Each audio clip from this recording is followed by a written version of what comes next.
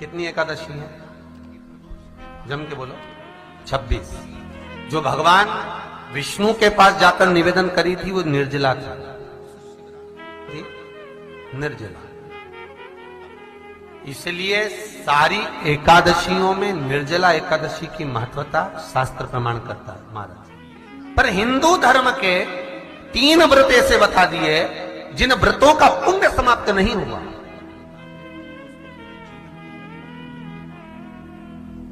हिंदू धर्म के 3 व्रत ऐसे हो गए जिनका पुण्य समाप्त नहीं हुआ महाराज, जिनका पुण्य प्रबलता में बढ़ता गया। पहले नंबर पर एकादशी,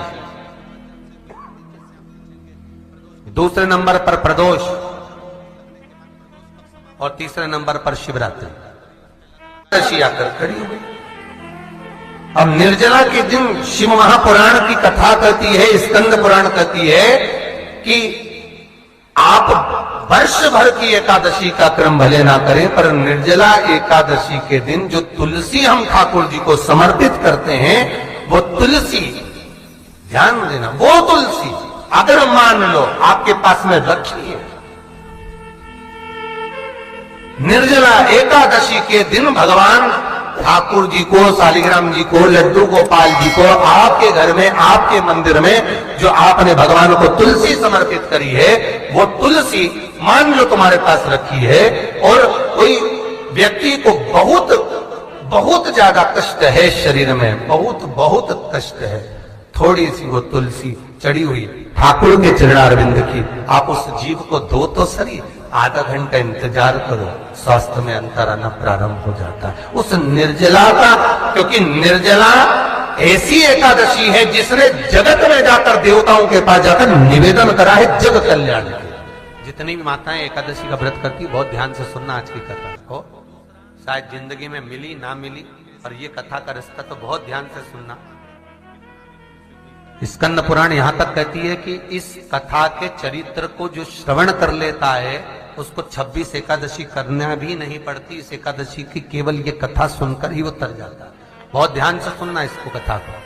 एकादशी के दिन जब आप जल शंकर को चढ़ाने तो रोज ही जाते हैं, जब एकादशी का दिन रहे और शंकर जी के मंदिर में आप जल समर्पित करें तो 3 बार मुख से स्वधा स्वधा स्वधा या स्वधा स्तोत्र का पाठ, जिसमें 12 श्लोक, 2-4 हैं। पैसा तो आ रहा है पर घर में टिक नहीं रहा, डॉक्टर में, पुलिस में, एक्सीडेंट आदि में, कहीं गलत जगह पर, व्यसन में अगर पैसा जा रहा है, जुए में, मांसाहार, मदिरा पान, या कहीं आया पैसा, पैसा आने में कमी नहीं, आ रहा है पर टिक नहीं रहा, रुक नहीं रहा।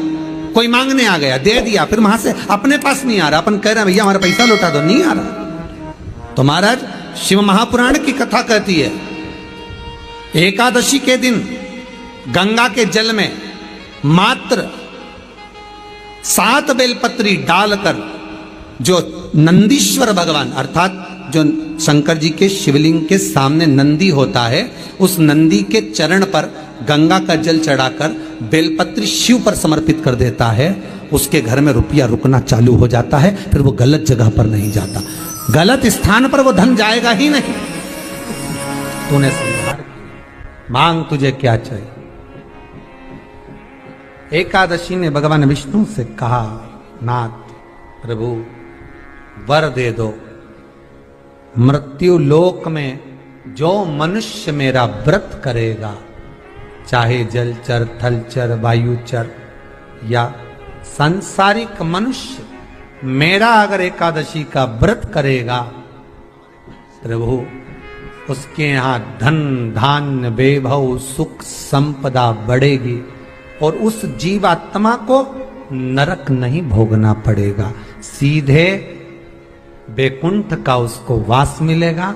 जब जीव आत्मा को लेकर चला जाएगा, यम के दूत जब बंदी बनाकर ले जा रहे होंगे उस जीवात्मा को, जिसके प्राण छूटे होंगे, यम के दूत जब बंदी बनाकर ले जा रहे होंगे, तब मुझे वर दो कि मैं इसका हाथ पकड़कर बेतन्नी से पार उतार कर सारे नरकों से निकालती हुई आपके धाम में लेकर आऊं। भगवान ने वर दे दिया, तथास्तु। हे एकादशी सुनो, मृत्यु लोक का मनुष्य अन्न का त्याग कर कर, क्योंकि अन्न में एकादशी के दिन पाप पुरुष रहता, अन्न का त्याग कर कर एकादशी के दिन जो मनुष्य तुम्हारा व्रत धारण करेगा, उस व्रत को करेगा और उस व्रत को धारण करेगा, उसकी मनोकामना पूर्ण होकर वो मेरे ही धाम को जाएगा। ये तो हुआ एकादशी के जन्म की कथा। एकादशी के दिन गंगा के जल में मात्र 7 बेलपत्री डालकर जो नंदीश्वर भगवान अर्थात जो शंकर जी के शिवलिंग के सामने नंदी होता है, उस नंदी के चरण पर गंगा का जल चढ़ाकर बेलपत्री शिव पर समर्पित कर देता है, उसके घर में रुपया रुकना चालू हो जाता है। फिर वो गलत जगह पर नहीं जाता, गलत स्थान पर वो धन जाएगा ही नहीं। बेटा अगर व्यसन में पड़ा हुआ है, मदिरा पान में पड़ा हुआ है, मांसाहार में, जुए आदि में जा रहा है, तुम्हें लग रहा है कि मेरा बेटा गलत मार्ग पर जा रहा है, ये मित्र दोस्ती गलत हो रही है, वो सही जगह पर आ जाए। करना है एकादशी। कई लोग इसको धन के लिए भी करते हैं, संपदा के लिए। संपदा के लिए अर्थात जिसका व्यापार नहीं चलता, जिसके घर में पैसा नहीं आता, या नौकरी नहीं लग रही, या सर्विस नहीं लग रही, आप अप्लाई कर रहे हो, जगह जगह जाकर इंटरव्यू भी दे रहे हो और पैसा नहीं आता, तो उसके लिए भी प्रयास किया जाता है। पर उसके लिए यहाँ पर जो धन के लिए करते हैं, उसके लिए विष्णुपदी के लिए करते हैं। मतलब जैसे गंगा के जल में तुलसी के 11 पत्ते डाले जाते हैं और उसको किसी भी नारायण के मंदिर में राम कृष्ण शिव शंकर नहीं, राम कृष्ण भगवान विष्णु दत्त आदि जितने नारायण के मंदिर हैं, उस मंदिर में किसी भी पात्र में, एक छोटे से पात्र में उसको भरकर रखी जाते हैं महाराज। उससे भी जॉब सर्विस नौकरी में सफलता प्राप्त हो जाती है। परंतु वो भी एकादशी को ही होता है। कुछ देर तक पात्र को रखा जाता है, फिर वही पात्र का जल किसी भी वृक्ष के नीचे डाल दिया जाता है, उससे भी नौकरी के लिए फायदा मिलता है। गंगा का जल कोई साधारण नहीं। दशमी, एकादशी और द्वादशी, इन 3 तिथियों पर एक रोटी में थोड़ा सा मीठा रखकर सोमक पितृ का नाम लेकर यदि गाय को खिला दिया जाता है, तो अगर कोई पूर्वज प्रेत योनि में भी पड़ा हुआ होता है, भटक रहा होता है, जिसको पिंड नहीं मिला, जो अचानक मर गया होता है, अधोगति में चले गया होता है, उस जीव की मुक्ति दशमी, एकादशी और द्वादशी, ये 3 दिन सोमक पितृ का नाम लेकर रोटी में, पूड़ी में मीठा रखकर अगर गाय को खिला दिया जाता है, ये 3 दिन तक, तो वो पितृ कभी भटकते नहीं है, उनको मुक्ति प्राप्त हो जाती है मोक्ष में। नहीं, एकादशी है कौन, क्यों इसकी इतनी प्रधानता है, क्यों इसकी पुण्यता है, ऐसा क्या है एकादशी में जो इसकी पुण्यता मानी जाए? कौन है ये जो भगवान नारायण तक एकादशी का व्रत करते हैं? सुभद्रा जी को भगवान जगन्नाथ ने, जगदीश ने एकादशी का व्रत कराया था। बद्रीनारायण भगवान को माता लक्ष्मी ने एकादशी का व्रत कराया था। क्यों?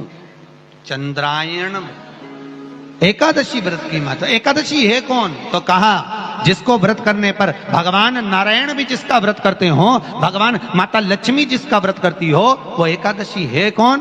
तो शास्त्र वर्णन करता है महाराज, स्कंद पुराण का सुंदर चातुर्मास्य खंड के अंतर्गत वर्णन आया है महाराज।